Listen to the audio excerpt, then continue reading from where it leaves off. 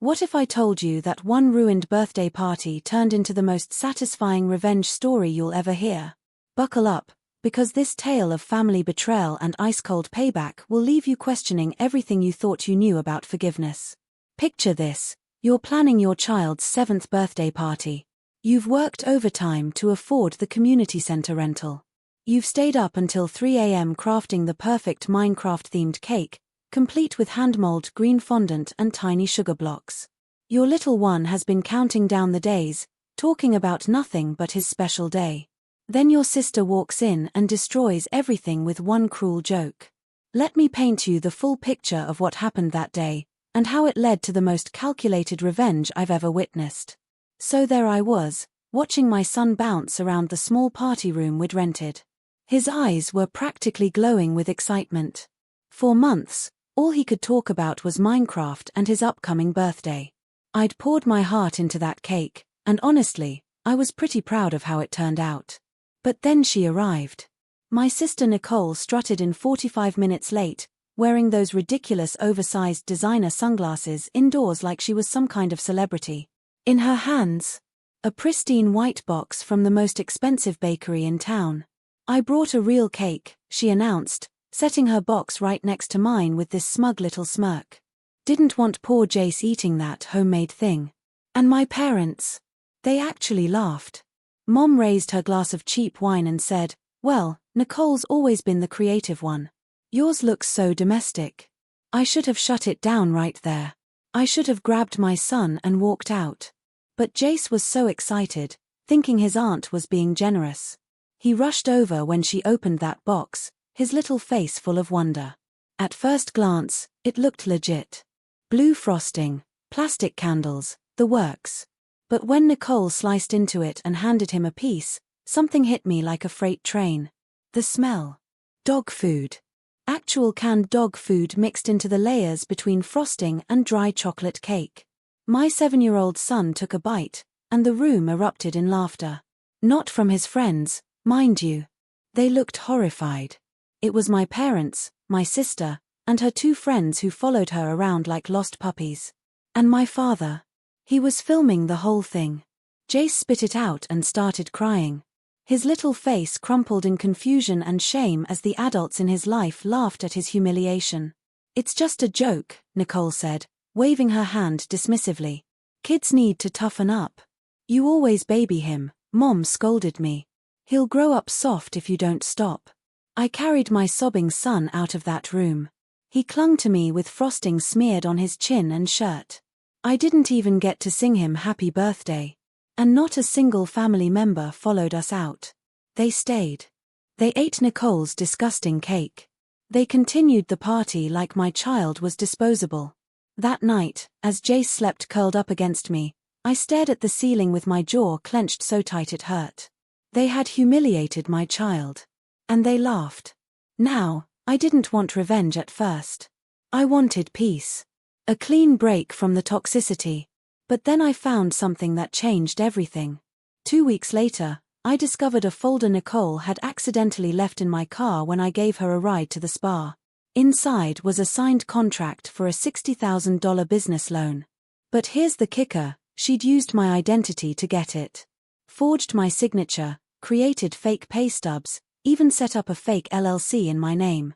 She thought I'd never find it. That I'd be too busy playing the struggling single mom to ever fight back. That's when everything shifted. They called me weak, a joke, a failure. So I decided to become the punchline they'd never forget. But not loud, not fast. Silent, cold, and permanent. I didn't react right away. That's what they expected, explosive emotions and desperate pleading. Instead, I waited. While Jace slowly returned to school and started therapy, I quietly made copies of everything. The loan documents, the forged signatures, the fake paperwork. Nicole had been bold, thinking identity theft was just another small manipulation that didn't really count because we were family. My first stop was the bank. I walked in with my son's hand in mine and copies of my actual income and signature. By the time I walked out, the fraud division was opening a formal investigation. They promised I wouldn't be held liable, But Nicole was about to get a nasty surprise the next time she tried to apply for anything. But that wasn't enough. Not for what she did to my child. So I started making calls. Quiet ones, to people she wouldn't know I still had contact with. Her old roommate who she'd stiffed on payment. A bakery owner she'd cursed out online for getting an order wrong.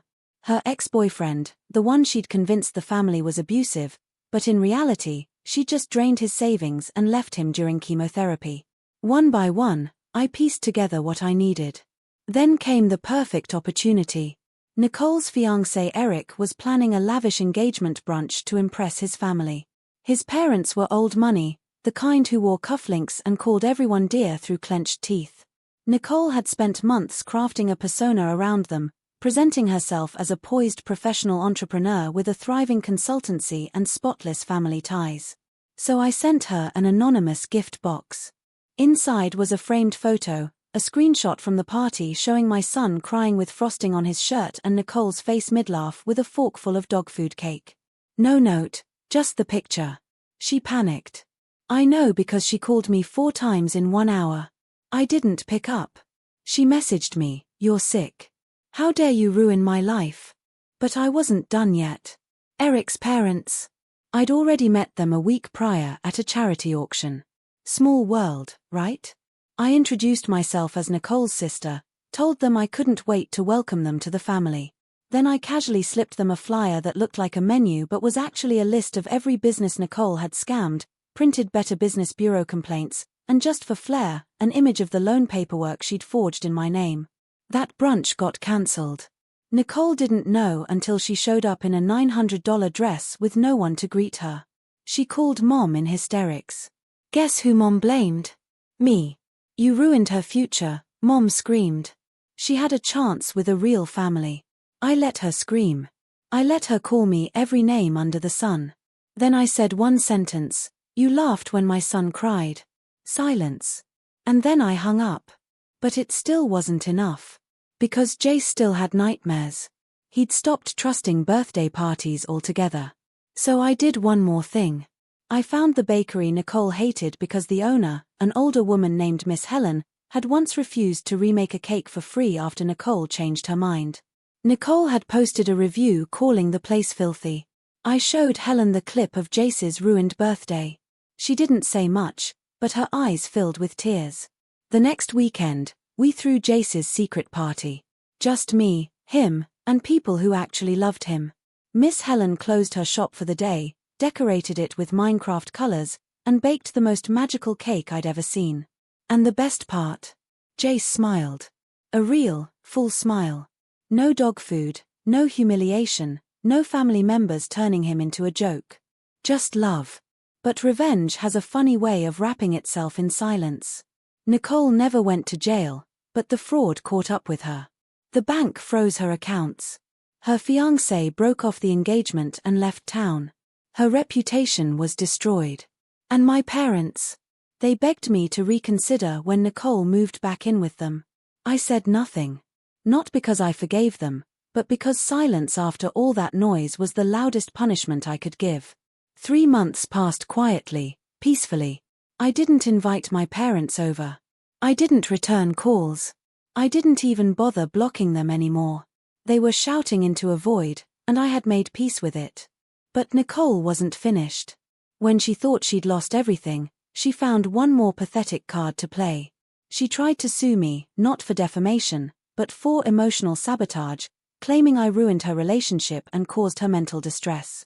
She showed up at my door with a letter and her fake crying face. "You think you're so noble, don't you? You're just bitter because your life is boring and your kid is damaged." I didn't let her finish. I closed the door and called my lawyer. Turns out Nicole had no case, but I didn't want to just defend myself. I wanted her to feel what helplessness tastes like. So I filed a formal complaint with the state fraud office with all the bank documents. Then I forwarded it to Eric's family's law firm, who had quietly begun pursuing her for misrepresenting herself in a prenup. And for the cherry on top, I reached out to the school board where Nicole had recently applied to be a guidance counselor. Yes, the same woman who thought it was funny to feed a crying child dog food wanted to counsel children. I emailed the clip, just the audio, no video. The words were clear enough. Nicole's voice saying, "Oh, come on. It's just a joke. He'll get over it." My mom's voice, "Film it. This is gold." And laughter. So much laughter. They rescinded her interview offer the next day. Nicole found out where I worked and tried to show up and scream outside my office. This time I didn't say a word, but the security guard did. It was Miss Helen's nephew. He escorted her off the property like a piece of garbage and left her with one final sentence: "You mess with someone's child, don't be surprised when the whole town shuts its door on you." After that, Nicole left the city. Rumor was she moved in with a distant cousin 2 towns over. She deleted her social media, changed her number, and last I heard was working part-time at a store she used to mock. My parents didn't learn. They sent a handwritten letter with a birthday card for Jace containing a $5 bill. No apology, no explanation, just a line that said, "You're still family. Don't punish us forever."